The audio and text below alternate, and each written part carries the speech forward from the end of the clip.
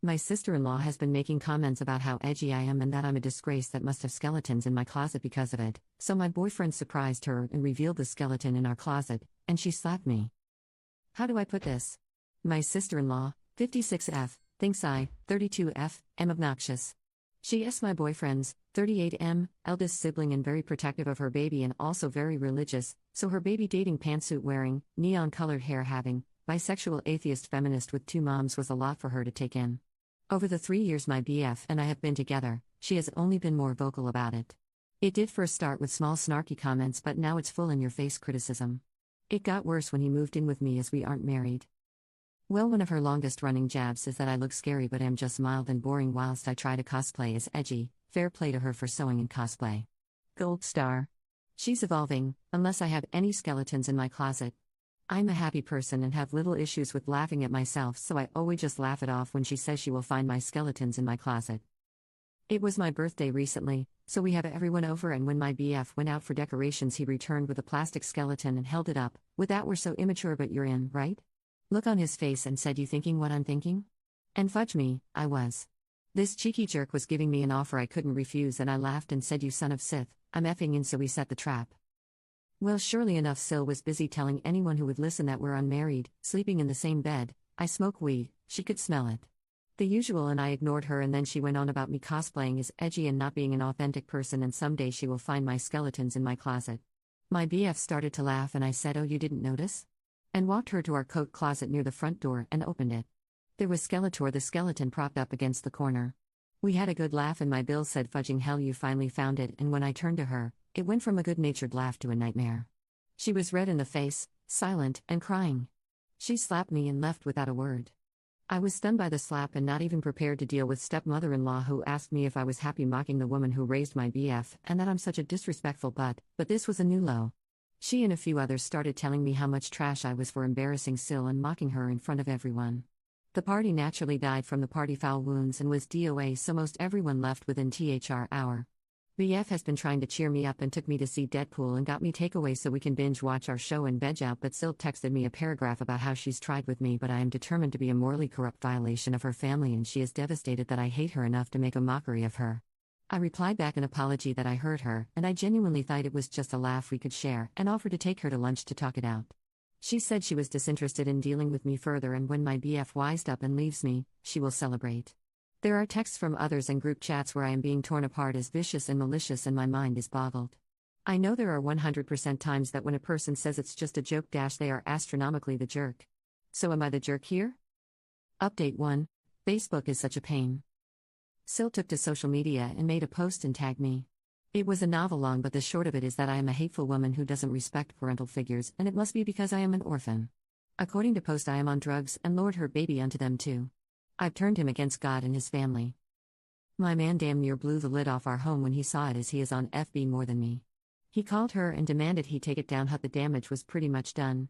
Family out the woodwork are sending me rehab center links, church counseling links, sex addiction help, and my personal favorite is before me and after me photo comparisons, where before me is a photo of him in church with his family at a Mother's Day service and after is a snap of him at a concert with his tattoos showing, drinking and clearly drunk. Some people even came to the house to stage an intervention.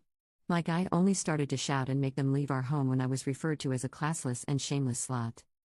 Let me transparent, we use THC and weed, but it's legal here and we have jobs and maintain a good life.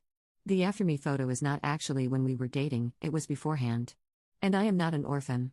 Sil is married to an alcoholic who just recently got hammered. Abed wrecked their car, then got arrested for being belligerent with the police and refusing to leave after his car was towed. All over some freaking dummy? Oh, and I am a shameless slut. So that one felt like a compliment.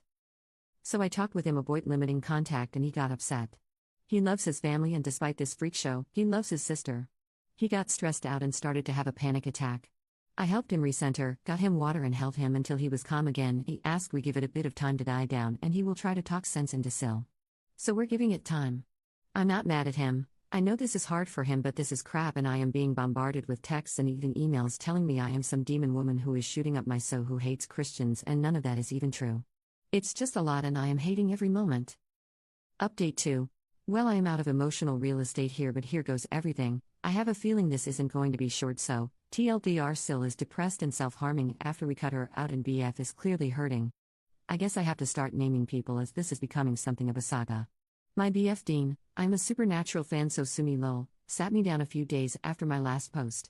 He was very, very calm, and that was my first sign that I needed to gird my loins because I was in for a doozy. For background, generally, I am the calm, logically lead one while he is passionate and deep feeling. In this, we became polar opposites of that norm. He looked me right in the eye and asked me point blank, no BS, how this was all affecting me. Every time he would ask before, I just couldn't bring myself to tell him how upsetting it all was, since I was the put together one all the time, but this time, because he was so calm and direct, I just broke down. Nightmare isn't the word. It was hell. We live around what is known as a small big city, meaning it's big, sure, but once you get in certain circles you find that everyone knows you and you know most everyone, or at least someone who knows them. So, in a way, it can be like a small town. Our state is generally religious outside our city. So rumors spread. With my Sills, I will call her Ren going forward, social media attacks on me, it was the scuttlebutt everyone craved. Some people sided with her, not most, but enough. I was getting dirty looks, rude treatment. My hairstylist is their cousin and she told me she can't work on my hair anymore until this is resolved, as she was getting pressure from the family, i.e. Ren and stepmeal Penny. It was schoolyard and immature, but it was enough to make me feel bad. I got done saying all this to Dean, and he said, okay then, we will block them. So matter of fact. I knew it costs a hard thing to decide on for him, as he loves the life out of his family and they are Hiyu world, so I pushed back at the idea, saying as much and that I could never stand in the way of him and his whole family. I started to cry harder, and he had to sit me down and get me some wine and water and blanket burrito, ed me and hugged me until I could talk again. I said I couldn't live with myself knowing I made him choose me over his family, and he said I hadn't made him, they did. We then started talking logistics because he wasn't budging. I was sad the whole time, because I am usually tough and have a don't give a bad attitude, but he is so close to them and I am not overly close with most of my own family. I hated taking something so rare and beautiful away from him, my fault or no. We cut them off. Blocked almost everyone after sending a text what was happening and why. And worse, it was Ren's birthday party the next day. I took my guy to a festival happening in the city so he wouldn't have to think about it, and we were out until 2 or 3 the next morning. When we got home, our neighbor said we had a lot of people coming to knock on our door. 1 or 2 at a time. And a couple then asked our neighbors if we were home. Later, when I was making lunch, the police came by for a wellness check. They said his mother is concerned about him. Him. Not me. Just him. Dean said coldly that his mother is dead, and if his father's wife sent them, he wanted it on record that they were not in touch and he wanted no contact. Penny was at our door by dinner. Some of this was before I got into the room because I was cooking, but Dean told me he heard a knock and thought it was the neighbors and opened without looking. Ren was standing there, eyes red as if she had been crying. She asked to come in and he said no, so she started to cry, loudly, and I heard it and came to see what the fuss was. She had fallen into him sobbing and wailing, asking what she did that was so wrong that he's treating her like this. That he's her baby, and she loves him, but he is so cold and mean to her now and all that BS. I was angry, but I saw his face, he was tearing up and pushed her away, asking her to leave. That's when she saw me. She was sobbing an apology like, I am so sorry if I ever made you feel like you're not family. You won. Please don't take my baby from us. She went on to say if this is about their religion then they won't pray around me and stuff like that, and when she finally stopped rambling I said it was not about their religion. I am atheist, sure, that's my choice. But I don't mind people having faith in something. I actually somewhat envy people who do, as I just don't and probably can't. I told her it was about my treatment from her and others in the family. That I was cast as the villain for almost 3 years and I was prepared to grin and bear our whole natural lives, but then she gets nastier with me with a gossip mill, and above all that, she put hands on me. She had the absolute gumption, gal, to slap me, and the family collectively decided to let that slide. I won't tolerate physical abuse. I had an abusive ex. I won't be accepting that. Ever.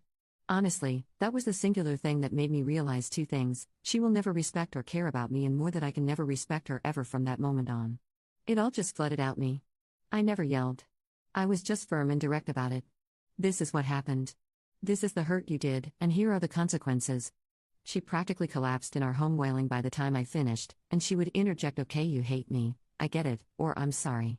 I'm so sorry, and things like that. I asked Dean to get her water, and he did. When he returned and handed her the glass, he said she should drink something, and she shook her head and said that she couldn't.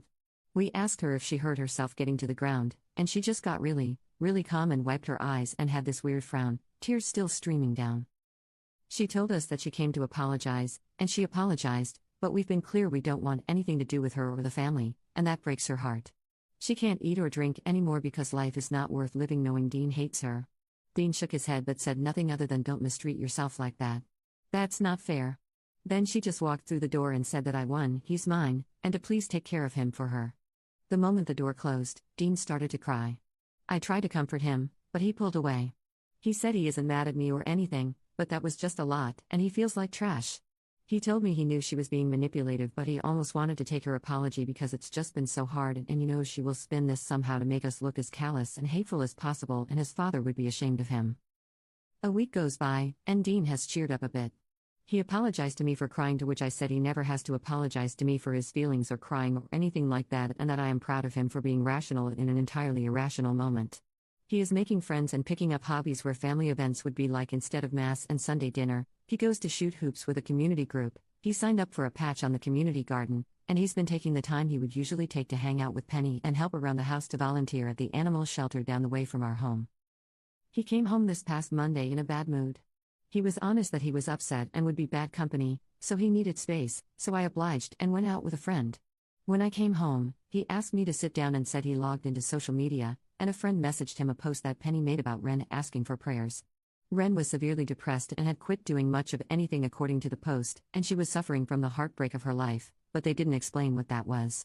This friend of Dean's comment if there's anything we can all do, and Penny replied pray and nothing more. Yesterday rolls around and Bill Teddy calls, he's not blocked or cut off because he's been having our backs, to tell us Ren is in the hospital as she tried to take all of her meds at once. She's been asking for Dean. I told him that she's in the hospital, and he can go to her if she wants, and I even will go with him or not depending on what he tells me he needed, but he refused to go. He's been blue ever since, and I'm worried. Ren is practically a mother to him, so I know it's hard. I feel like trash because this is really all because I agreed to some stupid joke to fire back at hers. Normally, I would just say these are manipulation tactics, but to down pills out of spite is some next level commitment to the bit, and I feel like I've really shattered my man's world. I don't know if I need to give him time, or sit him down right now, or up our therapy, or take him on a vacation or what. He's my person. I hurt when he hurts. And we're hurting right now. Sorry this went so long, I guess I had more to say than I thought. Commenter 1. Does anyone else think she might be Dean's bio mom? There is an 18-year age gap between them. Commenter 2. Possible. I was 13 when I learned in an argument my sister was my mother and mom was my grandmother. Fudged me up for 20 years. Update 2. We've endured a lot from his family at this point. From them calling into my job to complain about me, to the police coming by because I am abusing him. I won't make this another War and Peace manuscript by typing all that happened out, but it's been a lot. Dean got a job elsewhere in the state. It's been a roller coaster for him. We talked it out and he accepted. He doesn't want to be near family anymore. Well, that Medusa of a woman found out and Teddy told us she's throwing a fit. So I just knew she would come around soon. I told Dean this and he looked at me and said, "You think so?" And I said, "I know so." So he came home that next day with more skeletons. They are propped up around the porch, in the yard, and next to the garage.